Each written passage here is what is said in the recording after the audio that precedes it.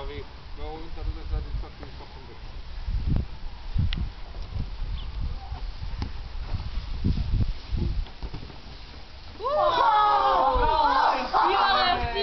Ovo se razumije, ovo kako je peglo, kako je kroz noć. Ne znam. Ne svidio. Ne, pa sad, ovi smo zvali. Ivana, moj pogleda. Penal.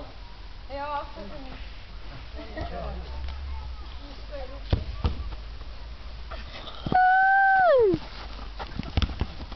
Izbi, wow, ne u kontu. Dobro, dobro.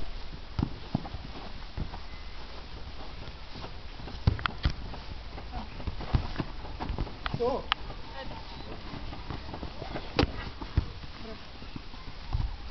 A sad će biti gol, koliko sam ja vidio. Samo mi recite ko je najbolji strelac. Ja. Nije. 22 petice, ja sam moram se ovdje. To.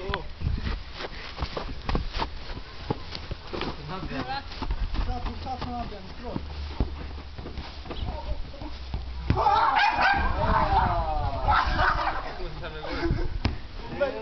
Ivana, vidiš ti šta ovi momčevi radi ovi... Evo, evo strijelac pokaži. Primalja. Ne možeš tako. Igram. Dobro, aj drugi. Treći je. Sad bio drugi.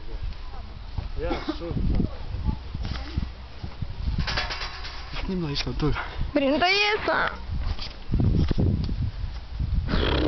Dobro je, nemoj odmah uletiti, pa šta si za lava.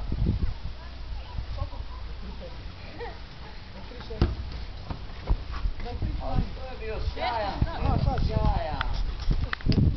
Da me nisu godine uhvatili, nije bi bio kraj. Sada si 2 gola i to i oba 2 penala.